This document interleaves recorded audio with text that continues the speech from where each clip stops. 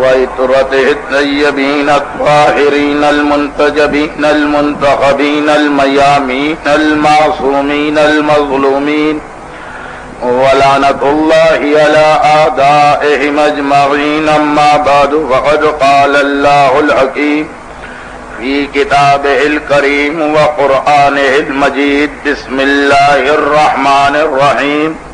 واتقوا الله الذي تساءلون به والأرحام. صلوات.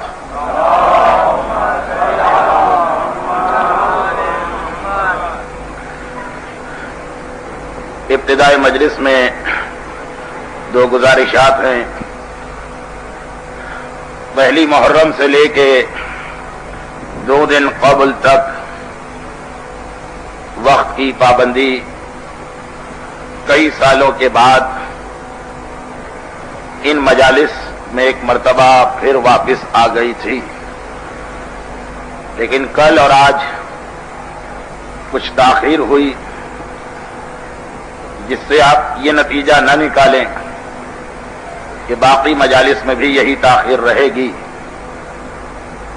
یہ 2 دن اور راستوں میں کچھ ایسے ماتمی جلوس تھے جس کی وجہ سے اس سے پہلے کی مجالس میں تاخیر ہو گئی. انشاءاللہ باقی 3 مجالس میں وقت کی پوری پابندی کی جائے گی. اور ویسے بھی اب تو وہ راتیں ہیں کہ مخصوص مصائب کا آغاز ہو رہا ہے. اس اعتبار سے ہر مومن کی یہ خواہش ہے کہ زیادہ سے زیادہ عزاخانوں میں جا کے ان تبرکات کی زیارت کرے. انشاءاللہ میری جانب سے سلسلے میں تقریباً یہ یقین دہانی ہے کہ آپ کو کوئی زحمت نہیں ہوگی. دوسری گزارش یہ ہے کہ جو کہ ایام اعضا کے پہلے عشرے کی یہ آخری مجالس ہو رہی ہیں تو شرکت کرنے والوں کی تعداد کچھ بڑھ جاتی ہے اور بعد میں آنے والے صاحبان ایمان زحمت میں مبتلا ہو جاتے ہیں. اگر پہلے سے موجود مومنین اور مومنات تعاون نہ فرمائیں تو خواتین سے بھی یہ گزارش ہے اور آپ حضرات سے بھی یہ گزارش ہے کہ جو جگہ آگے کی جانب خالی پڑی ہے آپ حضرات آگے آگے تشریف لے آئیے تاکہ بعد والوں کو سہولت رہے. درود بھیجے محمد و آل محمد پر.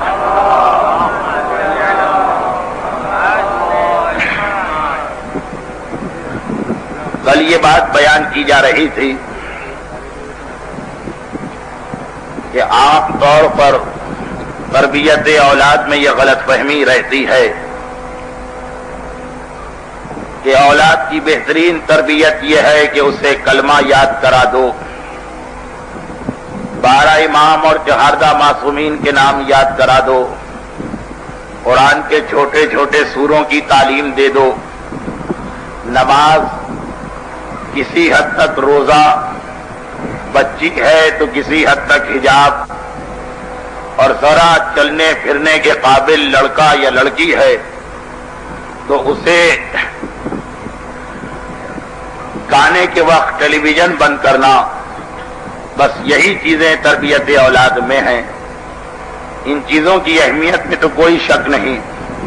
تمام محدثین چاہے وہ شیعہ ہوں یا سنی امیر المومنین کی اس حدیث کو نقل کرتے ہیں کہ پیغمبر اسلام نے ہم کو حکم دیا کہ علموا اولادکم ثلاثہ، اپنی اولاد کو سب سے پہلے 3 چیزوں کی تعلیم دینا: محبت رسول، محبت اہل بیت اور قرآن. اور پھر ہمارے سامنے وہ حدیث بھی آئی کہ جب بچہ 4 سال 4 مہینے اور 4 دن کا ہو تو صحیح طریقے سے اس کی مذہبی تعلیم کا آغاز کرو. 7 سال کا ہو جائے تو نماز کا پابند بناؤ. 9 سال کا ہو جائے اور نماز نہ پڑھتا ہو پابندی سے تو مارو. یقیناً یہ ساری چیزیں جو ہمارے معاشرے میں رائج ہیں کہ بچہ بولنے کے قابل ہوا تو پنجتن 12 امام 14 معصوم مولا کائنات کی حدیث کی روشنی میں یاد کرائے جا رہے ہیں. لیکن فقط انہی چیزوں تک تربیت اولاد محدود نہیں ہے، بلکہ اس کے علاوہ کچھ اور اہم ترین مسئلے ہیں، اور وہ اتنے اہم مسئلے ہیں کہ اگر وہ حل نہ ہو تو آپ کا بچہ آپ کی نصیحتیں سننے کے باوجود اس پر عمل کرنے کو تیار نہیں ہوگا۔ اب وہ جو دوسرے اہم ترین مسائل ہیں ان میں سے ایک مسئلہ کہ گھر کا ماحول ایسا ہو کہ پروردگار عالم کی شکر گزاری گھر کے ہر چھوٹے بڑے مرد اور عورت کی فطرت میں داخل ہو جائے۔ مصنوعی شکر ادا کرنا نہیں، فطرت میں انسان کے یہ داخل ہو جائے کہ مجھے خدا کا شکر ادا کرنا ہے۔ مذہب کی بہت سی باتیں ایسی ہیں جسے عام زندگی میں بھی اگر انسان استعمال کرے تو دنیاوی فوائد بے انتہا حاصل کر سکتا ہے۔ امریکہ کی یونیورسٹیوں میں جب کسی کو بزنس کی تعلیم دی جاتی ہے تو آغاز میں ایک مثال پیش کی جاتی ہے۔ یہ وہی مثال ہے کہ جو مذہب کا حکم ہے کہ دیکھو، کہا یہ جاتا ہے کہ دنیا کے انسانوں کی دو قسمیں ہیں۔ ایک وہ انسان جو جب کسی چیز کو دیکھے گا تو ہمیشہ الٹا نتیجہ نکالے گا، مایوسی والا، اور ایک وہ انسان کہ جب کسی چیز کو دیکھے گا ہمیشہ خوشخبری والا نتیجہ نکالے گا۔ مثلا ماہرین نفسیات کہتے ہیں کہ ایک گلاس اگر آدھا بھرا ہوا ہے تو جو ناشکرا انسان ہوگا وہ ہمیشہ کہے گا کہ یہ گلاس آدھا خالی ہے، وہ یہ نہیں دیکھے گا کہ آدھا بھرا ہوا ہے، آدھا خالی ہے۔ اور جو شکر گزار انسان ہے وہ ہمیشہ کہے گا کہ یہ گلاس آدھا بھرا ہوا ہے، یعنی جس کی فطرت میں شکر کا پہلو ہے، جتنا مل رہا ہے وہ اسی پہ خوش ہے، اور جس کی فطرت میں ناشکر گزاری ہے، جتنا مل رہا ہے اس کے بعد بھی وہ کہتا ہے کہ مجھے اور کیوں نہیں ملا۔ اب امریکہ کی یونیورسٹی میں تعلیم کاروبار کے سلسلے میں ایک مثال دی جاتی ہے کہ ایک جوتے کی کمپنی نے، جوتا بنانے کی ایک کمپنی نے اپنے دو آدمی، مثلا ایک مثال ہے خالی، افریقہ کے کسی علاقے کی جانب بھیجے سیلز مین کہ جا کے دیکھو کہ کمپنی جو جوتے دنیا میں مختلف مقامات پہ فروخت کے لیے بھجواتی ہے، کاروبار کے مواقع اس ملک میں کتنے ہیں۔ افریقہ کا ملک ہے، زیادہ تر جنگل سے آنے والے رہتے ہیں شہروں میں، چنانچہ ان کے پاس جوتا پہننے کا تصور ہی نہیں ہے، سب کے سب ننگے پیر ہیں۔ سیلز مین اس شہر میں گیا دونوں، اور ایک ہفتے کے بعد دونوں نے ٹیلی گرام بھیجا اپنی کمپنی کو۔ یہ امریکہ کی یونیورسٹی میں مثال پڑھائی جاتی۔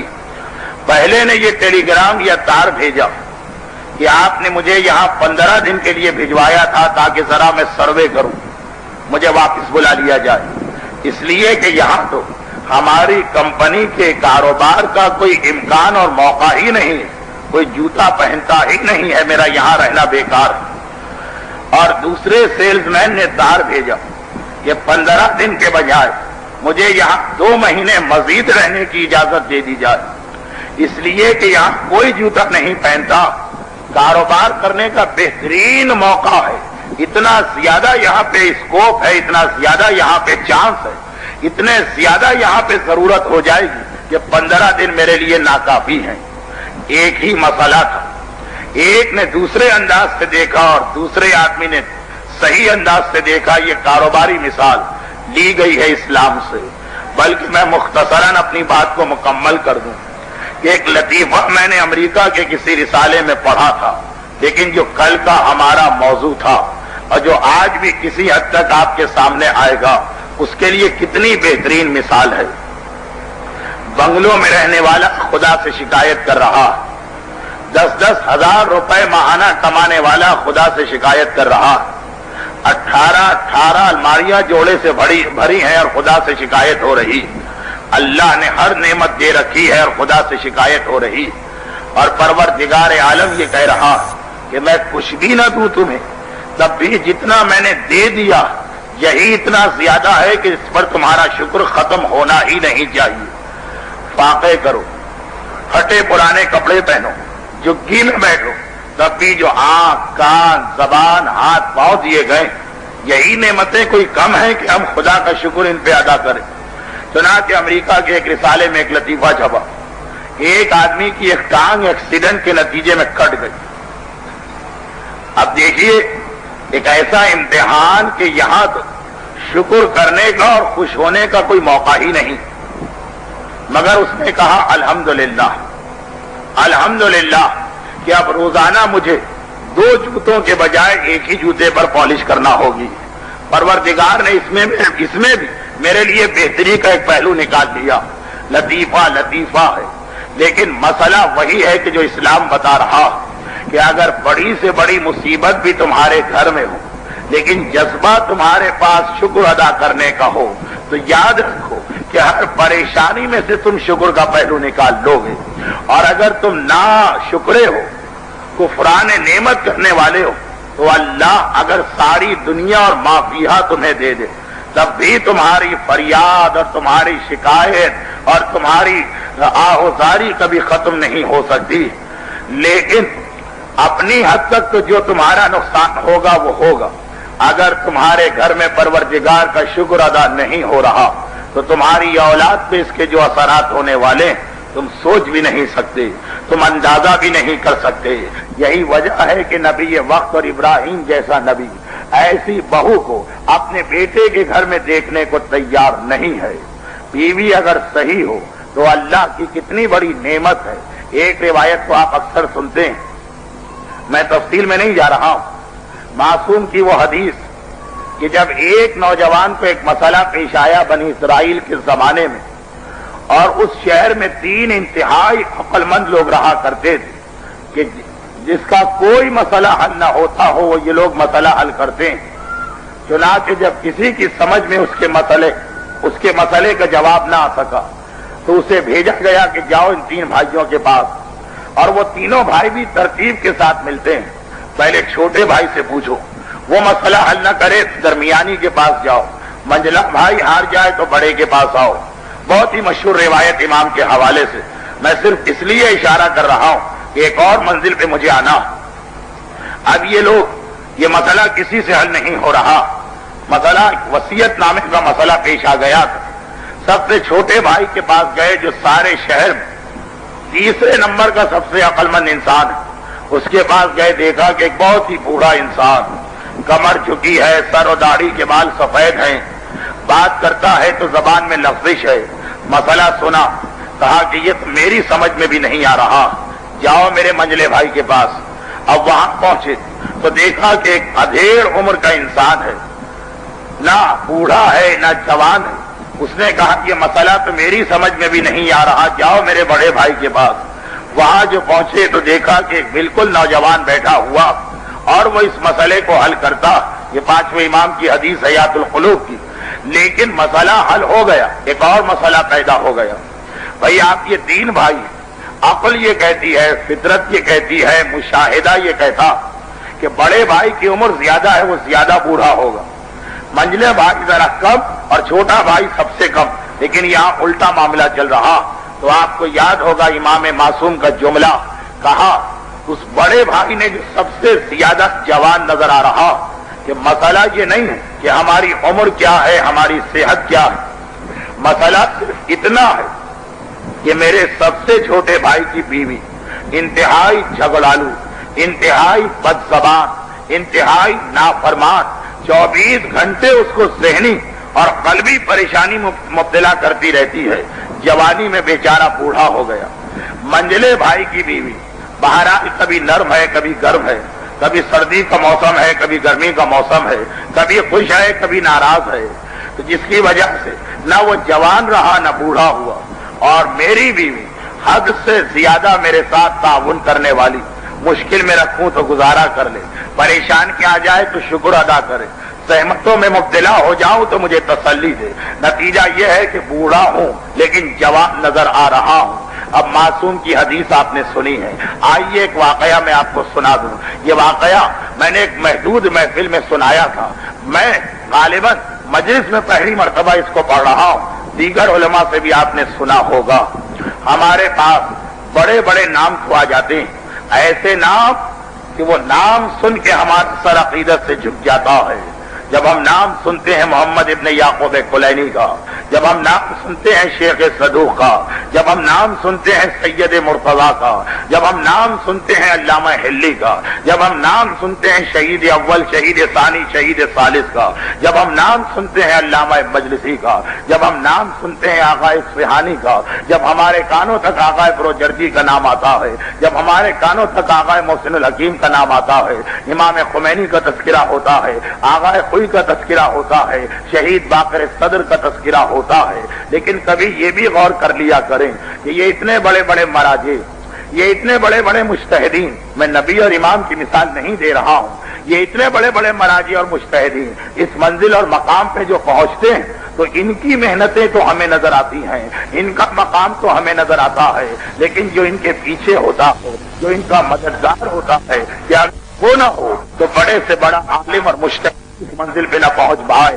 وہ ایک رسول کا مقام ہے کہ گھر کا ماحول کچھ بھی ہو، بہرحال رسول کی رسالت اور عصمت باقی ہے، لیکن ایک عام انسان کے لیے ممکن نہیں۔ چنانچہ آیت اللہ خوئی یہ ایسی عظیم ترین شخصیت کہ اب تو تقریباً تقلید میں منفرد ہو کے رہ گئے ہیں، وہ آیت اللہ خوئی ایک جملہ نقل کر رہے ہیں کہ تم خوئی کو دیکھ رہے ہو، تم یہ بھی دیکھ رہے ہو کہ یہ وہ شخصیت ہے کہ جس کا نام امام زمانہ کی زبان پہ آ چکا ہے کہ میرے ظہور سے پہلے جو مرجعیت ہے وہ منتقل ہو جائے گی آغا خوئی تک۔ چند سال پہلے جب میں نے وہ واقعہ پڑھا تھا، وہ مشہور واقعہ، تو بعض لوگوں کی سمجھ میں اس لیے نہیں آیا کہ اس وقت امام خمینی حیات تھے، لوگوں نے فوراً اعتراض کر دیا کہ اس واقعے کو بیان کرنے میں ہمیں کسی سازش کی بو آ رہی ہے، ہمیں کیا پتا کہ مستقبل کے پردے میں پروردگار نے کیا پوشیدہ رکھا ہے۔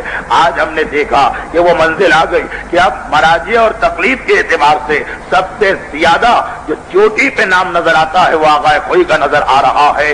امام کی اس حدیث کو، حدیث تو نہیں، اس واقعے کو یاد کریں جو کتاب کی صورت میں چھاپا گیا، اور کتاب اسی شہر کراچی میں ہے کہ جب کسی کی ملاقات ہو گئی امام سے، کہا کہ آپ کے ظہور کی نشانیاں کیا ہیں؟ فرمایا کہ ان میں سے ایک نشانی یہ ہے کہ الحاج سید ابو القاسم خوئی کی مرجعیت ہوگی، اس کے بعد میرا ظہور ہوگا۔ 70 سال پہلے کا واقعہ، وہ عالم ایرانی تلاش میں نکلا کہ یہ کون شخص ہے، اور آخر نجف میں مختلف مدرسوں اور مختلف دارالاقامہ کے چکر لگانے کے بعد اتنا پتا چلا کہ ابو القاسم نام کا ایک 20 سالہ یا 25 سالہ نوجوان تو یہاں پڑھتا ہے، واقعاً ترکستان کے علاقے خوئی سے اس کا تعلق بھی ہے۔ پہنچے وہاں تک، نشانیوں کی مدد سے پہچانا، سوال کیا کہ کیا آپ حج کر چکے ہیں؟ کہا کہ نہیں، طالب علمی کا زمانہ ہے، کھانے کے پیسے نہیں ہوتے تھے ان مراجع کے پاس، اجارے کی اجرت کی نمازیں پڑھ پڑھ کے گزارا کیا کرتے تھے۔ کہا کہ حج تمنا تو ہے، لیکن ایسی تمنا کہ فی الحال کوئی آثار نظر نہیں آ رہے۔ تو جواب دیا کہ 3 مبارکباد مجھ سے لیجئے۔ ایک تو یہ ہے کہ آپ حقیقی سید ہیں کیونکہ امام وقت نے آپ کو سید کہا ہے، آپ حاجی بنیں گے کیونکہ امام نے آپ کو الحاج کہا ہے، اور آپ مرجع بنیں گے کیونکہ امام نے آپ کی مرجعیت کا اعلان کیا ہے۔ تو جب یہ روایت پہلے پڑھی گئی سمجھ میں نہیں آ رہی تھی کیونکہ 2 برابر کے مرجع تھے، لیکن اب یہ واضح ہو گئی روایت۔ ایسا عظیم مرجع وقت ایک مرتبہ ایک محفل میں یہ کہتا ہے، جب صدام ملعون کا گورنر، کربلا کے علاقے کا، کربلا کے صوبے اور ریجن کا گورنر آغا خوئی کے پاس اس وقت پہنچا کہ اب صدام ملعون حیران و پریشان ہے، جنگ تو شروع کر چکا ہے مگر ایک ایسی منزل پہ یہ جنگ آ گئی ہے کہ صدام اس سے پیچھا چھڑانا چاہتا ہے اور کوئی طریقہ سمجھ میں نہیں آتا۔ اسے معلوم ہے کہ آغا خوئی بھی چونکہ ایک مرجع ہیں، اگر ایک مرتبہ میرے حق میں یا جنگ کے خلاف کوئی فیصلہ یا فتویٰ دے دیں تو میرے لیے حالات کو سنبھالنا بہت آسان ہوگا۔ گورنر کربلا جس وقت آغا خوئی کے پاس پہنچا اور پہلے تو انتہائی تملق و چاپلوسی اور خوشامد کی باتیں کی، اور اس کے بعد ایک مرتبہ گزارش کرتا ہے کہ یہ حالات کو پتا ہے، مسلمان آپس میں لڑ رہے ہیں جنگ کے خاتمے کے لیے، آپ کیونکہ اس وقت تمام علماء اسلام میں بزرگ ترین عالم ہیں، بزرگ ترین عالم ہیں، آپ مداخلت کریں۔ ان تمام باتوں کو سنا، ایک مرتبہ ایک ہی جواب دیا کہ جنگ کے آغاز میں کیا مجھ سے مشورہ لینے آئے تھے، کیا مجھ سے آ کے یہ بات کر رہے ہو؟ گورنر کربلا تو خاموش، لیکن صدام کا جو ڈپٹی ہے، deputy chief of staff Iraq کی افواج کا وہ ایک مرتبہ دھمکی آمیز انداز اختیار کرتا ہے تو آغا خوئی کا جملہ یاد کریں. ایک مرتبہ ان کے قریب ترین ساتھی اور حواشی اور شاگرد یہ کہتے ہیں کہ ایک طویل عرصہ ہمیں آغا خوئی کے ساتھ گزرا مگر اتنا جلال اور اتنا غصہ کبھی آغا کے چہرے پہ نہ دیکھا. ایک مرتبہ انتہائی جلال کے عالم میں آئے اور کہا کہ تم مجھے دھمکی دے رہے ہو, کیا تمہیں نہیں پتا کہ میں نے پروردگار عالم سے ساری زندگی فقط 3 دعائیں مانگی ہیں, 3 دعائیں. پروردگار نے 2 دعائیں تو قبول کر لی ہیں, اب میں تیسرے کا انتظار کر رہا ہوں. پہلی دعا میری یہ تھی کہ جب میں نے اپنی اس دینی زندگی کا آغاز کیا دعا مانگی تھی پروردگارا مجھے اجتہاد کی منزل پہ پہنچا, مجھے مجتہد بنا, اس لیے کہ انسان دنیا کا ہر عہدہ اپنی ذاتی محنت و صلاحیت پہ حاصل کر لیتا ہے. اگر کسی کو ڈاکٹر بننا ہے وہ اپنی محنتوں سے ڈاکٹر بن سکتا ہے, کسی کو وکیل بننا ہے وہ اپنی محنتوں سے وکیل بن سکتا ہے, کسی کو چارٹرڈ اکاؤنٹنسی کا کورس کرنا ہے وہ اپنی محنتوں سے CA کر سکتا ہے, کسی کو فوج میں جانا ہے وہ اپنی محنتوں سے اپنی صلاحیتوں سے اس مقام کو حاصل کر سکتا ہے, کسی کو خطیب بننا ہے وہ محنت کر کے ممبر پہ آ سکتا ہے, کسی کو عالم بننا ہے وہ کوشش کر کے محراب میں پہنچ سکتا ہے. لیکن واحد مقام اجتہاد کا مقام وہ ہے کہ محنت تو چاہیے, صلاحیت تو چاہیے, تقویٰ تو چاہیے, مگر ان سب کے باوجود جب تک کہ پروردگار عالم کا اذن اور اجازت نہ ہو اجتہاد کے مقام پہ انسان فائز ہو ہی نہیں سکتا. اسے نائب امام بننا ہے, حقیقی نائب امام. میں نے خدا سے دعا مانگی, الحمدللہ پروردگار نے اجتہاد کا نور میرے اندر پیدا کیا. آپ کو معلوم ہے کہ آغا خوئی کا لقب ہی ہے استاد المجتہدین, یعنی جتنے مجتہد آغا خوئی کے شاگردی میں رہے ہیں تاریخ شیعت میں سوائے ایک شیخ طوسی کے اور کوئی مجتہد ایسا نہ گزرا کہ جس کے شاگردوں میں اتنے مجتہد ہوئے ہوں. الحمدللہ پروردگار نے میری ایک تمنا تو پوری کی, اور میری دوسری دعا یہ تھی. اب دیکھیے دعا یقیناً اہم ترین چیز ہے لیکن اس کے ساتھ محنت بھی کرنا ہے, کوشش بھی کرنا ہے. دوسری دعا یہ تھی کہ اے میرے پروردگار مجھے ایک ایسا شریک حیات عطا کر, ایک ایسی بیوی عطا کر جو میرے اس کام میں میری مددگار ہو, رکاوٹ نہ ہو. الحمدللہ آج جس مقام تک میں پہنچا تو پروردگار نے میری اس دعا کو قبول کیا تھا اور مجھے ایک ایسی ہی بیوی عطا کی کہ جس نے میرے مجتہد بننے میں مساعدت کی ہے, کمک کی ہے, تعاون کیا ہے. یعنی دوسرے الفاظ میں آغا خوئی تو اتنا کہہ کے خاموش ہو گئے, لیکن دوسرے الفاظ میں آغا خوئی کے جملے کا مفہوم یہ ہے کہ خوئی کو خوئی بنانے میں پروردگار اور امام کی مدد کے علاوہ میری بیوی کا بھی حصہ ہے, میری بیوی کا بھی دخل ہے کہ اگر وہ گھر کا وہ پرسکون ماحول نہ مہیا کرتی, اگر وہ اتنا تعاون نہ کرتی, اگر وہ سختی اور پریشانی اور غربت کے زمانے میں اس انداز سے شکر گزار ماحول نہ بناتی تو ممکن نہیں تھا آغا خوئی کے لیے بھی خوئی بننا. اور تیسری دعا میری یہی ہے کہ پروردگار مجھے مرتبہ شہادت عطا کرے. انتظار کر رہا ہوں کہ کب پروردگار کی جانب سے میری یہ دعا قبول ہوتی ہے, اس لیے کہ شہادت اور خودکشی میں بہت ہی باریک فرق ہے, بہت ہی نازک فرق ہے. انسان اگر ذرا بے احتیاط ہو تو شہادت کے بدلے ہلاکت اور خودکشی ہو جاتی ہے. یہ پروردگار کی مصلحت ہوتی ہے کہ کسے مرتبہ شہادت ملتا ہے اور کسے پروردگار عالم ظاہری اعتبار میں دنیا میں یہ عہدہ نہیں دیتا. تو بہرحال میں ایک ایک جملے کا تجزیہ نہیں کرنا چاہ رہا, میں کہنا یہ چاہ رہا ہوں کہ اس مجمع کے اندر ایک بڑی تعداد آغا خوئی کے مقلد ہے. خواتین جو اس وقت تشریف لائی ہوئی ہیں ان کی ایک بڑی تعداد آغا خوئی کے مقلد ہے, مگر سوچئے کہ آغا خوئی بھی کہہ رہے ہیں کہ تمہارے سامنے میں ہوں, تمہیں نہیں پتا کہ مجھے یہاں تک پہنچانے میں کتنا حصہ ہے میرے گھر کے ماحول کا, کتنا حصہ ہے میری بیوی کا. اگر ایک شکر گزار بیوی ہو جائے تو واقعا ہمارے بچے خوئی بنتے ہیں, ہمارے بچے ہی خمینی بنیں گے. ایسا نہیں ہے کہ خوئی اور خمینی آسمان سے نازل ہوئے خاص, بلکہ یہی عام نوجوان, یہی عام بچے اس منزل پہ پہنچتے ہیں اگر شروع ہی سے ان تمام باتوں کا خیال کیا جائے. امام خمینی کی اہلیہ کے بارے میں بھی ایسے ہی جملے تاریخ کے اوراق پر موجود ہیں. تو بہرحال یہ بڑی بڑی ہستیاں بھی نہیں بن سکتی تھی اس عظیم مقام کی حامل، اگر ان کے پاس وہ شکر گزار ماحول اور شکر گزار شریک حیات نہ ہوتی، مگر یہی بدقسمتی ہے انسان کی کہ ان چیزوں پہ قطعاً کوئی توجہ نہیں دیتا ہے، اور یہ خیال کیے بغیر کہ میرا ایک شکوے کا جملہ میرے لیے، میری بیوی کے لیے، میری اولاد کے لیے اور میرے گھر کے ماحول کے لیے زہر سے کم نہیں ہے۔ جس طرح زہر انسان کے جسم کا خاتمہ کرتا ہے، ناشکرا پنے کا جملہ، کفران نعمت کا جملہ انسان کے تقوی کو مارتا ہے، انسان کی روح کو مارتا ہے، انسان کے اخلاق اور کردار کی موت بن جایا کرتا ہے۔ تو اپنے گھر میں خصوصیت کے ساتھ آپ کو اس کا خیال رکھنا ہے۔ ہاں، کسی نے یہ سوال کیا اور اہم سوال کیا جس کی تفصیل انشاءاللہ آئے گی، اگرچہ مجالس تو بہت کم رہ گئی ہیں لیکن بہرحال تفصیل آئے گی کہ اگر کوئی اس مرحلے سے گزر چکا اور اسے ایک ناشکر گزار بیوی ملی تو اب وہ کیا کرے۔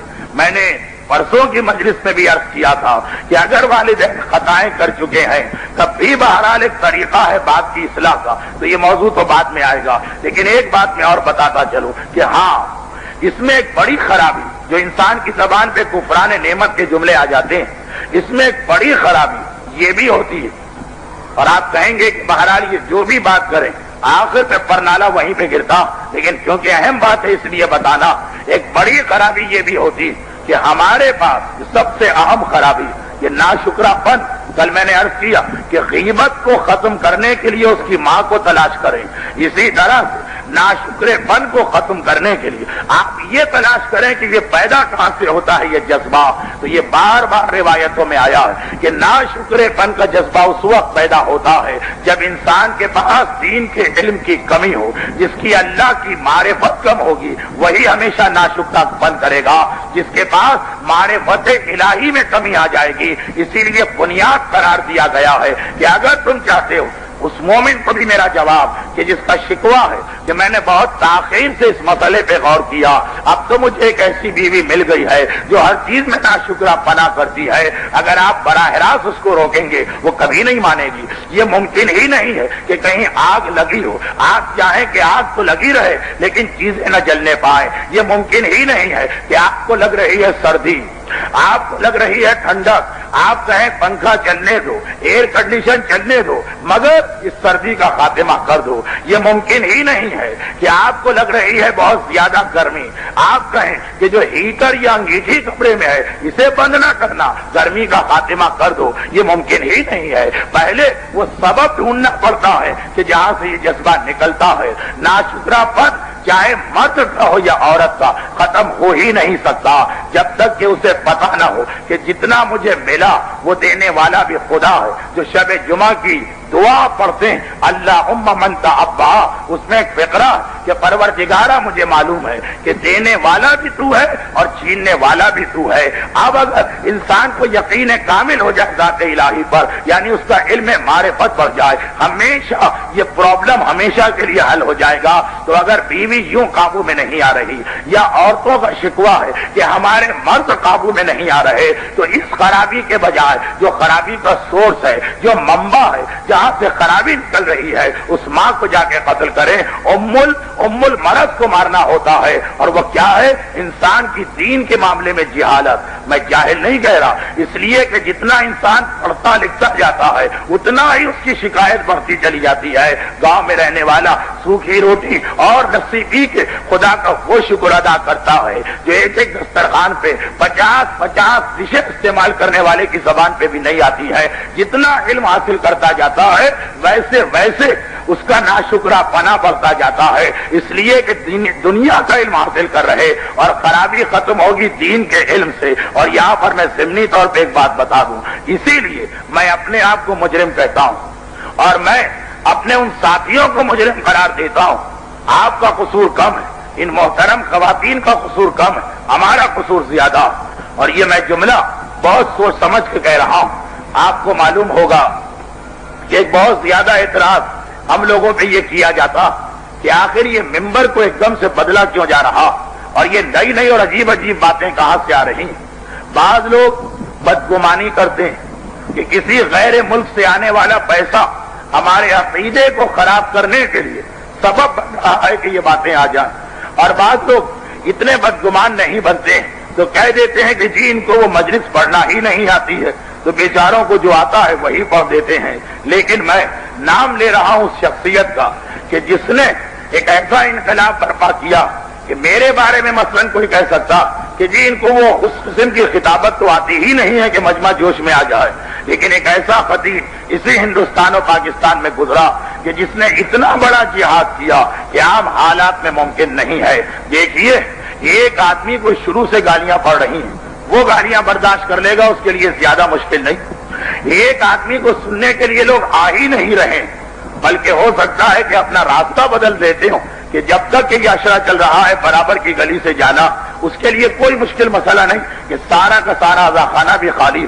لیکن ایک ایسا آدمی جس نے جن کی زبان سے کبھی واہ واہ سنی ہے انہی کی زبان سے گالیاں سنی، اور ایک ایسا آدمی کہ جس نے اتنا بڑا مجمع دیکھا، ایک عام انسان کے لیے بس وہ آخری حد ہوتی، وہ یہ بھی دیکھے کہ 5 آدمی بھی اس کی مجلس میں مشکل سے آ رہے ہیں، اور پھر بھی وہ اپنے آپ کو عوام کی خواہش کے مطابق نہ بدلے، یعنی خود جس نے اپنے آپ پہ پابندی لگائی۔ میری مراد خطیب اعظم ہند پاک مرحوم مولانا غلام عسکری صاحب علی اللہ مقامہ سے ہے۔ مرحوم مولانا غلام عسکری صاحب ان خطبہ میں تھے جن کا ابتدائی زمانہ خطابت جب وہ جوان بھی تھے، جوانی کیا خطابت تھی ان کی، ہندوستان کی تاریخ کے اہم ترین شیعہ خطبہ میں ان کا شمار ہوتا۔ مجمع ان کی مٹھی میں ہوتا، جب جہاں ہنسایا، جب جہاں رلایا، جب جہاں سلایا، جب جہاں جگایا۔ یہ جملہ ہے بعض ہندوؤں کا کہ جب ہم ان کی تقریر سنتے ہیں تو ایسا لگ رہا کہ کوئی جادوگر مجمع پہ جادو کرتا چلا جا رہا۔ لوگوں نے وہ مناظر بھی دیکھے کہ موسلا دھار بارش ہے اور کوئی ٹس سے مس نہیں ہو رہا، لیکن اس منزل عروج اور منزل کمال پہ پہنچنے کے بعد ایک مرتبہ اپنے آپ کو بدلا اور وہ مجلسیں پڑھنا شروع کی جسے مجمع کہتا ہے روکھی پھیکی مجلسیں، جسے مجمع کہتا ہے کہ یہ تو مجلس ہی نہیں ہے، یہ تو واعظ و نصیحت ہو رہی ہے۔ مجھ جیسا آدمی اپنے طریقے پہ رہے تو لوگ کہہ سکتے ہیں کہ جی ان کو پڑھنا نہیں آتا، لیکن جس نے پڑھ کے بتایا، جس نے اپنا سکہ جمع کے بتایا، جس نے مجمع کو اپنے کنٹرول میں لے کے بتایا کہ ذاتی کسی کمی کی وجہ سے میں اپنے آپ کو نہیں بدل رہا، اور نتیجہ کیا نکلا کہ کل تک تعریف کرنے والے ان کی مذمت کرنے لگے، کل تک واہ واہ کرنے والے انہی کو برا بھلا کہنے لگے، کل تک پھول برسانے والے پتھر مارنے لگے، لیکن کوئی تبدیلی نہیں آئی۔ تو جب پہلی ملاقات میری مولانا غلام عسکری صاحب علی اللہ مقامہ سے حج کے دوران منا کے میدان میں 11 ذی الحجہ کو ہوئی تھی، یہ تفصیل میں اس لیے بتا رہا ہوں کہ میدان منا ایک ایسا میدان کہ جہاں ایک عام انسان اپنے آپ کو بدلا ہوا ہوتا، کسی غلط بیانی کا امکان ہی نہیں ہوتا، اور 11 تاریخ ایک فرصت کا دن ہوتا ہے حج کے دوران۔ پورے حج میں غالباً سب سے زیادہ فرصت کا دن 11 ذی الحجہ کا دن ہے۔ مرحوم مولانا غلام عسکری صاحب قبلہ سے اس سے پہلے نہ کبھی ملاقات تھی، نہ کبھی آمنا سامنا ہوا تھا، اطلاع ملی برابر کے خیمے میں ہے۔ بہرحال میرا فریضہ بھی تھا اور میری سعادت بھی، میں پہنچا ان کے پاس، اور باتوں کے درمیان یہ تذکرہ آ گیا کہ اتنی بڑی تبدیلی آپ میں کیسے آئی۔ تو مولانا نے اس کا جو واقعہ مجھے سنایا، جس کا میں گواہ ہوں، مینا کے میدان کا واقعہ، وہ یہ کہ مولانا کہتے ہیں کہ ساری زندگی میں نے مجالس پڑھتے ہوئے گزاری، پاکستان ہندوستان کے مقابلے میں کتنا چھوٹا، 5 گنا بڑا علاقہ کے جو ایک بر اعظم کے برابر ہے ہندوستان کا، دیہات، قریہ، قصبہ، چھوٹے چھوٹے گاؤں، پورے ہندوستان میں سارا سال ہم لوگوں کا کام ہی یہ تھا، 4 یا 5 علماء سے کام ہی یہ تھا کہ ہر جگہ جائے اور مجلسیں پڑھ کے اس پیغام کو پہنچاتے رہیں، لیکن وہی جو ایک عام انداز خطابت ہے۔ مولانا کہتے ہیں کہ زندگی میری اس میں گزر گئی، 20 سال، 25 سال، 30 سال، اور بہرحال نام ایسا کہ ایک ایک مجلس میں 20 اور 25 اور 30 ہزار آدمیوں کا مجمع ہو جاتا تھا۔ ایک ایسا بھی اشرہ مولانا نے خواتین کا پڑھا تھا کلکتہ میں کہ جس اشرے میں خواتین کی 25 ہزار کی تعداد آتی تھی، تو اتنا بڑا مجمع، اتنی ساری مجلسیں، 25 سال، اگر کیلکولیٹر کسی کے پاس ہو ان سب کو ضرب کر کے دیکھے کہ کتنے آدمیوں تک مولانا کی آواز پہنچی۔ فرما رہے ہیں کہ ایک مرتبہ مزار شہید ثالث کی مجالس میں شرکت کے لیے میں گیا تھا۔ ہندوستان میں آگرہ میں شہید ثالث کا مزار ہے، اور یہاں پہ سال میں چند تاریخوں میں ایک ایسا دینی اجتماع ہوتا، جس طرح ہمارے صوبہ پنجاب میں اکثر مجالس اسی انداز کی ہوتی کہ ایک خطیب نہیں بلکہ منتظمین کو جتنے خطیب مل جائیں ان سب کو لا کے جمع کر لیا جاتا۔ لیکن یہ تو عام مجالس ہے. شہید ثالث کے مزار پہ ہونے والی مجالس ہر خطیب خود پہنچتا، خود شرکت کرنا اپنی ذمہ داری سمجھتا. تو 3 دن کا وہ پروگرام، سارے ہندوستان کے خطبہ وہاں آتے ہیں، مومنین کرام آتے ہیں، جگہ جگہ خیمے لگا دیے جاتے ہیں، لوگ انہی خیموں میں دن رات گزارتے ہیں، مجالس سنتے ہیں. مولانا کہہ رہے ہیں، اور یہ بات میں بہت ہی احتیاط سے کہہ رہا ہوں تفصیل میں گئے بغیر، کہ آپ کو اندازہ ہوگا کہ ہندوستان کے خطبہ زیادہ سیدھے سادے ہوتے ہیں، شرکت کے معاملے میں بھی، آنے جانے کے معاملے میں بھی، اٹھنے بیٹھنے کے معاملے میں بھی. چنانچہ 3 دن کا پروگرام ہے، تقریر تو 1 گھنٹہ کرنا ہے. مولانا کہہ رہے کہ میں ایک مرتبہ جا رہا تھا اسی میدان میں جہاں خیمے لگے تھے، میں نے دیکھا کہ ایک 70 یا 75 سال کا بوڑھا وضو کر رہا، نماز کے لیے وضو کر رہا. وضو کرنا یہ بتا رہا ہے کہ بہرحال یہ نمازی وضو کر رہا، لیکن بالکل غلط طریقے سے وضو کر رہا. اور پھر میں نے دیکھا کہ اس کے جو ساتھی، ان دونوں کی آپس میں گفتگو شروع ہوئی، اور اس کی گفتگو سے مجھے یہ لگا کہ اس بیچارے کو یہ بھی نہیں پتا کہ غسل کا صحیح طریقہ کیا ہے. اچھا، یہ 2 بڑے اچھے موقع ہوتے ہیں ایسے لوگوں کے لیے کہ جو امر بالمعروف کے لیے تیار بیٹھے ہوتے ہیں. اچھا، ایک امر بالمعروف کا طریقہ ایسا کہ جیسے کوئی مخلص، مہربان، ہمدرد اپنے بھائی کی غلطی کو چھپانا بھی اور صحیح بھی کرنا چاہتا، اور ایک امر بالمعروف کا طریقہ ایسا کہ جیسے قصائی کے سامنے بکرا آ گیا اور اب وہ ایک مرتبہ چھرا اٹھا کے اس کے ٹکڑے کر رہا. تو بہرحال یہ دونوں طریقے ہم نے دیکھے ہیں معاشرے میں. مولانا تو خیر بزرگ تھے، صاحب تقویٰ اور صاحب علم تھے، لیکن ایک جوشیلے آدمی کے لیے بہترین موقع. آگے بڑھ کے چڑھ دو ان بزرگ پر کہ اتنی زندگی گزر گئی، نہ نماز پڑھنا آئی، نہ روزہ رکھنا آیا، نہ وضو کرنا آیا، نہ غسل کرنا آیا، اور جو کچھ بھی اس کے دل میں آتا سنا دیتا اور خوش ہو کے جاتا کہ آج تو میں نے اللہ کو راضی کر لیا اور ایک گناہگار کو نصیحت کی بات کر لی. مولانا کہہ رہے ہیں کہ بہرحال ایک مرتبہ تو میرے دل میں بھی یہ خیال آیا کہ آگے بڑھ کے اس کو نصیحت کروں، لیکن فوراً میں نے سوچا کہ میں اس کو نصیحت کیوں کروں. دیکھیے، وقت کی بات ہوتی، مجرم یہ ہے یا مجرم میں ہوں، اور میرے دل نے کہا میں مجرم ہوں. اپنے آپ کو مجرم سمجھنا، میں مجرم ہوں. کیوں مجرم؟ شہید ثالث کا مزار. شہید ثالث ایک فقیہ باعمل ہے جو فقط محبت اہل بیت میں آگرہ کی سرزمین پہ انتہائی مظلومیت کے ساتھ شہید کیا گیا، اور عجیب تقوی کا ماحول وہاں ہوتا ہے، روحانیت کا. میں مجرم ہوں، یہ مجرم نہیں. اس لیے کہ جو آدمی دنیا کے تمام کاموں کو چھوڑ کے 3 دن کے لیے یہاں کے بیٹھا اور سارا سال مجالس میں بیٹھتا، اگر اس نے 8 یا 9 سال کی عمر سے ہوش سنبھالا، آج یہ 70-75 سال کا، یعنی 65 سال سے یہ مجالس سن رہا، ہر خطیب کو سن لیا ہوگا، ہر قسم کے مسائل کو سن لیا ہوگا، اس کے باوجود اگر اس سے وضو کرنا نہیں آیا تو یہ مجرم ہوا یا میں مجرم ہوا. مولانا نے کہا میں نے سوچا کہ کیا زندگی میں کبھی ممبر سے میں نے وضو کا تذکرہ کیا؟ کیا زندگی میں کبھی میں نے ممبر سے غسل کا تذکرہ کیا؟ اپنی بات کر رہے مولانا مینا کے میدان میں، اور فرما رہے کہ میں نے سوچا کہ اگر قیامت کے میدان میں یہ پہنچ گیا اور اس سے پوچھا گیا کہ تو نے وضو صحیح کیوں نہ کیا، تو یہ جواب دے سکتا ہے کہ پروردگارا میں کتابیں نہیں پڑھ سکتا تھا، میرے پاس اتنا وقت بھی نہ تھا. آج ساری زندگی کوئی دن ایسا نہ گزرا کہ کسی نہ کسی خطیب کی مجلس نہ سنی ہو. جو انہوں نے بتایا اس پر میں نے عمل کیا. اگر مجھے بلایا جائے گا اور کہا جائے گا کہ اے غلام عسکری، پروردگار سوال کرے، اے غلام عسکری 30 سال سے تم مجلسیں پڑھ رہے ہو، ہزاروں افراد کے کان تک تمہاری آواز پہنچی ہے، ہندوستان کے گوشے گوشے میں تم گئے ہو، ہر جگہ تمہارا نام گیا ہے، کیا تم نے کبھی اپنے مجمع کو ایک بات اس میں سے بتائی؟ تو واقعا میں کیا جواب دوں گا؟ بس ایک مرتبہ یہ خیال آ رہا. مولانا مینا کے میدان میں بتا رہے ہیں، آنکھوں میں آنسو آ رہے ہیں اور فرما رہے ہیں کہ ایک مرتبہ یہ خیال آیا کہ مجرم میں ہوں. واقعاً میں پلٹ کے دیکھتا ہوں تو مجالس میں دنیا کی ہر بات ہوتی ہے، کائنات کے ہر مسئلے کو حل کیا جاتا ہے، ماضی اور مستقبل کے تمام امور کو زیر بحث لایا جاتا ہے، لیکن جو سننے والا مجمع ہے اس تک میں نے صحیح دین کبھی نہیں پہنچایا. اپنے آپ کو میں نے مجرم کہا. شہید ثالث کی قبر پہ جا کے میں نے توبہ کر کے پروردگار سے عہد کیا किया। इसके बाद गालियां मुझे मिली, पत्थर मुझे पड़े, मेरे अपने साथियों ने मेरा बाइकाट किया, मुखालिफतों का तूफान मेरे खिलाफ उठा, तारीफ करने वालों के गालियों भरे खत मेरे नाम आने लगे। लेकिन वही मसला कि मैं इन लोगों की खुशी को देखूं जो 1 घंटे वाह वाह करने के बाद दामन झाड़ के खड़े हो जाएंगे, या मैदान कयामत में अपने अजाब को देखूं, वहां तो ये लोग मेरी मदद के लिए नहीं आ सकेंगे, वहां तो ये मेरा साथ नहीं दे सकेंगे। तो जैसा मैंने कहा कि इन तमाम चीजों में असल में मैं भी मुजरिम हूं, बल्कि हम लोग ज्यादा मुजरिम है, और मैदान कयामत की यही मसूलियत हमें मजबूर करती है कि वाह वाह करना किसे पसंद नहीं आता है, आप ये बताइए।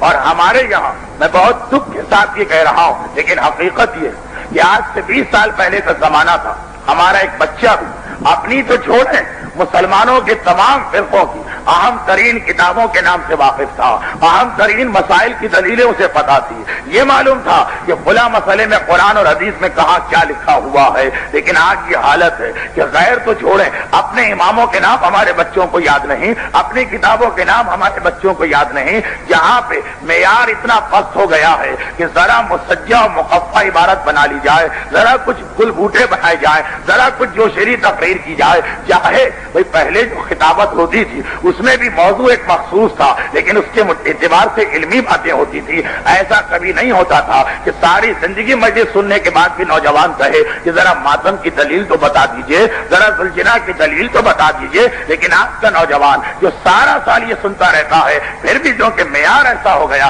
कि फकत अल्फाज ही अल्फाज होते हैं, तो ऐसी तकरीर याद करके पढ़ देना हम जैसों के लिए कोई मुश्किल नहीं है। ये आपको गलत फहमी है कि हम लोग ये पढ़ नहीं सकते। हाँ, हो सकता है 30 साल पहले जिस बलद मेयार पे खिताबत थी वैसी मजलिस से हम न पढ़ पाए, लेकिन आज जो स्कूल और कॉलेज की तकरीरों के अंदाज की तकरीर होती है वो कोई मुश्किल नहीं। और किसे अच्छा लगता है कि उसे बुरा कहा जाए, किसे अच्छा लगता है कि उसे गालियां दी जाए, किसे अच्छा लगता है कि उसे गैर मुमालिक का एजेंट कहा जाए। लेकिन मसला यही है कि इन इल्जामात को देखा जाए या मैदान कयामत में अपनी मसूलियत को देखा जाए। ये जो खराबी चली आ रही है ये सबब बना कि हमारी खवातीन इतनी मजलिसों में जाती हैं, मगर एक नौजवान को कहना पड़ता है कि नाशुक्रे पने का माहौल मेरे घर में है। हमारे बच्चे इतनी मजलिसों में जाते हैं, मगर उन्हें कहना पड़ता है कि ये सारी बातें हम पहली दफा सुन रहे हैं। तो बहरहाल असल मेरा उन्वान ये था कि जहां इल्म में कमी होती है नाशुक्रापन वहां से शुरू होता है। गीबत की मां हसद है, नाशुक्रेपन की मां मारिफत इलाही में कमी है। और इसीलिए मासूम का वाज़ेह फरमान है कि अपने घर के माहौल में तरबियत के लिए और खुसूसन जब तुम्हारी बीवी हामिला हो तुम्हें इंतहाई तवज्जो देना है कि उसकी इलाही मारिफत में इजाफा करो। और इस सिलसिले की जो तफसीली हदीस है मौला की वो तो इंशाअल्लाह मैं कल पेश करूंगा, इसलिए कि वक्त खासा गुजर रहा है और 2 या 3 मजालिस के वक्त से मेरी इस मजलिस का वक्त अब टकरा रहा है। बहरहाल ये जो खराबी है इसका इलाज भी आपके सामने आया और इंशाअल्लाह इसकी तफसील कल आपके सामने आएगी। और इसी सिलसिले में जो 2-4 मुशाहिदात आजकल भी मैं कर रहा हूं वो इंशाअल्लाह आपकी खिदमत में पेश करूंगा। बस इतना काफी है कि इंसान अगर वाक़अन इस अंदाज से अपने घर के माहौल को बना ले कि जो मासूम बयान कर रहे हैं, फिर किसी बाप को शिकायत नहीं होगी कि मेरा बेटा बेदीन निकल रहा है, फिर किसी माँ को शिकायत नहीं होगी कि मेरी औलाद मेरा हक अदा नहीं कर रही है। आते हैं बुजुर्ग वालिदैन, आज मौलाना एक मजलिस पढ़ दीजिए हुकूक वालिदैन पर, मेरा बेटा मेरी बेटी इंतहाई नाफरमान है। ठीक है बहरा आप कहें या न कहें ये हमारी जिम्मेदारी है कि इस उन्वान पे गुफ्तगू की जाए, लेकिन कहने को दिल चाहता है कह नहीं पाते। क्या है बुजुर्ग और है ज़ईफ खातून, औलाद की इस नाफरमानी में आपने ये भी देखा है कि आपका कितना हिस्सा। आपने कभी अपने बेटे या बेटी को ये चीजें उस वक्त बयान करने की कोशिश की कि जब सही वक्त था। आज आप दुनिया भर की नसीहतें कर दे वो नहीं मानेगा, लेकिन उस वक्त कभी आपने तवज्जो की थी। आज आप रो रहे हैं, आज आप परेशान हैं। माँ कहती है कि बेटा बीवी की बातों में आके मुझे घर से निकाल देता, लेकिन ये बता कि तूने अपने बेटे की तरबियत कैसी की थी, ये बता कि उस वक्त तूने अपने बेटे के जहन में क्या डाला था। तरबियत का मकसद ये नहीं है कि बच्चे के पैदा होने के बाद, नहीं, जब बच्चा तेरे शिकम में था उस वक्त کیا تو اپنے سے بڑے کی شکر گزار تھی کہ اپنے سے چھوٹے سے یہ توقع کر رہی ہے کہ وہ آج تیرا شکر گزار بنے؟ والدین یہی تو چاہ رہے ہیں، لیکن جب یہ بچہ پیدائش کے مراحل میں تھا تو کیا تم سے بڑی جو ذات اور ہستی ہے تم اس کا حق ادا کر رہے تھے؟ اگر تم نے اے عورت تم نے اس وقت کہ جب تو حاملہ ہے پروردگار کا حق ادا نہ کیا تو جب تو اتنی بڑی ذات کا انکار کر رہی ہے، کل تیرا بیٹا جوان ہو کے تیرا انکار کر دے تو اس پہ تعجب نہیں ہونا چاہیے۔ بیماری بڑھانے والی تو ہے، اور یہ نہیں ہے کہ یہ ساری چیزیں ناممکن ہیں۔ اگر صحیح تربیت ہو جائے تو ہمارے سامنے کربلا کے وہ بچے آتے ہیں کہ جو مرنے کی تمنائیں کرتے رہتے ہیں، اور وہ مائیں آتی ہیں کہ جن کی ایک خواہش ہوتی ہے بچے کا لاشا ہمارے سامنے آ جائے۔ کوئی ماں پریشان نہیں ہے کہ کل کی مصیبت میں کہیں میرا بیٹا نہ مارا جائے۔ کیا یہ پریشانی کسی بیوی کی آپ کو نظر آئی؟ میں پھر ایک مرتبہ یہ بات دہرا دوں کیونکہ ایام ازا کی بڑی شبیں آ رہی ہیں کہ وقت کی کمی کی وجہ سے اس مجالس میں مصائب کا حق ادا نہیں ہو پاتا، اور اسی لیے جو رات کی شہدائے کربلا کی مجلس آپ کو معلوم ہے کہ اس میں حتی الامکان یہ کوشش کرتا ہوں کہ کربلا کے شہیدوں کی ولادت سے لے کے شہادت تک کے حالات آپ کے سامنے آئے تاکہ ہمیں تاریخ کربلا پتہ چلے، اور انشاءاللہ آج رات کا بھی جو صحیح معنوں میں حق ہے وہ وہیں ادا ہوگا۔ آپ اس شہزادے کی پوری کہانی انشاءاللہ رات کو سنیں گے، لیکن مختصراً تو یہ 3 جملے اور مومنوں کا مجمع ہے، اس لیے مجھے یقین کامل ہے کہ رلانے کے لیے یہ بھی کافی ہے، اور اس رلانے کے لیے جس کی خواہش امام نے کی۔ میرا چھٹا امام کربلا کے مصائب بیان کر رہا، ابو بصیر اسدی سامنے بیٹھے، چہرہ جھکا، جسم کانپ رہا ہے، لرز رہا۔ امام نے ایک مرتبہ کہا، اے ابو بصیر کیا تم ہم پر ایمان نہیں رکھتے؟ چوک کے سوال کیا، مولا یہ آپ نے کیا کہہ دیا؟ میری ساری زندگی آپ کے خاندان کی خدمت میں گزری۔ کہا میرے جد کے مصائب بیان ہو رہے اور تم رو بھی نہیں رہے ہو۔ رومال پیش کیا، مولا دیکھیے آنسوؤں سے پورا رومال گیلا ہو چکا اور بہتے ہوئے آنسو میرے لباس پہ آ رہے ہیں۔ امام نے کہا یہ نہیں، میں وہ ماتم چاہتا ہوں اپنے جد کا کہ جس میں آواز بھی آئے، پتہ بھی چلے کہ رونے والا رو رہا ہے۔ امام کہہ رہے کہ ہمارے مومن کے لیے تصور کافی ہے اور 2 جملے کافی ہیں، اور بس میں تفصیل میں گئے بغیر مختصراً اتنا کہنا چاہتا ہوں، کربلا کی کسی ماں کی یہ مسئلہ نہیں ہے کہ میرا بچہ مرنے سے بچ جائے، کوئی ماں پریشان نہیں ہے کہ میرے بچے کے زخم نہ آ جائے، کوئی ماں اس لیے نہیں گھبرا رہی ہے کہ میرا بچہ تیروں کی تکلیف اسے برداشت نہ کرنا پڑے۔ ہاں مائیں گھبرا ضرور رہی ہیں، میں یہ بھی نہیں کہوں گا کہ مائیں گھبرا نہیں رہی، مائیں گھبرا ضرور رہی ہیں، مگر موت کی وجہ سے نہیں، زخم کی وجہ سے نہیں، بیٹے کے جسم کو پہنچنے والی تکلیف کی وجہ سے نہیں۔ گھبراہٹ یہ ہے کہ کہیں میرے بچے کی کم عمر اس کی شہادت میں رکاوٹ نہ بن جائے۔ ہر بیوی کی یہ تمنا ہے، اور خصوصاً قاسم کی ماں ام فروہ تو بار بار تڑپ کے کہتی ہے، قاسم بیٹا میں سیدانی نہیں ہوں، میں اس خاندان کی نہیں ہوں، کہیں ایسا نہ ہو کہ کل میرا دودھ بدنام ہو جائے۔ اور قاسم کہتے ہیں اماں اپنے بیٹے پہ بھروسہ رکھیے، ایسا جہاد کل قاسم کرنے والا ہے کہ کربلا کے شہیدوں میں کسی کو یہ اعزاز نہیں ملا، ہر ایک کا لاشا شہادت کے بعد پامال ہوا ہے۔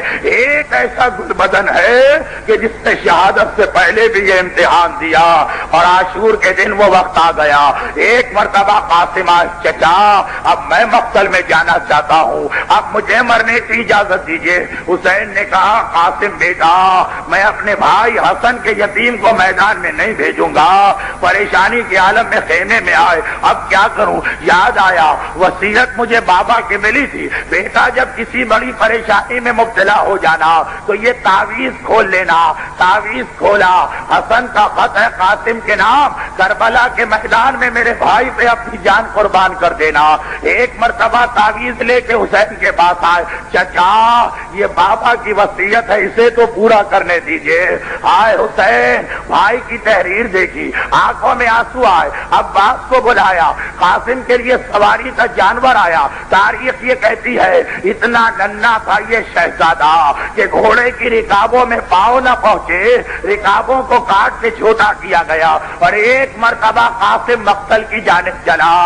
اب تاریخ کا فقرہ یہ ہے کہ ایسا جہاد کیا کہ لوگوں کو علی یاد آ رہے، مگر ایک مرتبہ آواز آئی، چچا میرا آخری سلام قبول کیجئے، حسن کے لال نے پکارا ہے۔ حسین جلال کی عالم میں اتنی تیزی کے ساتھ قاسم کے قاتل پہ جھپٹے کہ لشکر آدھا میں ہلچل مچ گئی، ادھر کے گھوڑے ادھر چلے گئے، ادھر کے گھوڑے ادھر آئے، اور قاسم کا جسم اسی زندگی میں پامال ہو رہا ہے، بس ادھر حسین سرانے آئے۔ قاسم نے آنکھیں کھولی، ہائے میرے بابا آپ آ گئے میرے پاس۔ ارے شہزادہ قاسم حسین آئے ہیں، کیا تو یہ پہچان بھی بھول گیا؟ تو میرا دل کہتا ہے کہ ادھر قاسم گھوڑے سے گرے ہوں گے، ادھر ایک مرتبہ اپنے روضے سے رسول آئے ہوں گے، نجف سے علی آئے ہوں گے، فاطمہ آئی ہوں گی، اور جنت البقیع سے امام حسن آئے ہوں گے۔ قاسم بیٹا گھبرانا نہیں، تیرا باپ تیری مدد کو آ رہا ہے۔ قاسم نے آنکھیں کھولی ہوں گی، بابا نظر آئے ہوں گے، اور پھر حسین کہتے ہیں قاسم بیٹا اپنے چچا کو معاف کر دے، ارے وقت سے تیری مدد کو نہ پہنچ سکا، اور لاشے کی وہ حالات کہ اٹھایا نہ جائے۔ یہ کربلا کا واحد لاشا ہے، واحد لاشا ہے کہ حسین نے ابا کو اتارا، زمین کربلا پہ ابا کو بچھایا، بھتیجے کے جسم کے ٹکڑے جمع کیے اور ابا کو لے کے آئے۔ ادھر زینب انتظار کر رہی، ہر لاشا خیمے میں آتا ہے، بھیا آ تو گیا ہے، خیمے میں داخل نہیں ہو رہا۔ بہن باہر نکل کے آئی، بھیا قاسم کا لاشا کہاں ہے، خیمے میں کیوں نہیں تھا؟ کہا زینب بہن لاشا تو آ گیا ہے، مگر ایسا لاشا نہیں ہے کہ ماں دیکھ سکے، ام فروا کی نگاہ پڑے، اس لیے خیمے میں لے کے نہیں جا رہا۔ یہ جملہ ام فروا نے سن لیا، ایک مرتبہ تڑپ کے آئی، آقا ذرا دکھائیے تو میرے لال کی کیا حالت ہے۔ ہائے حسین اب کیا کریں؟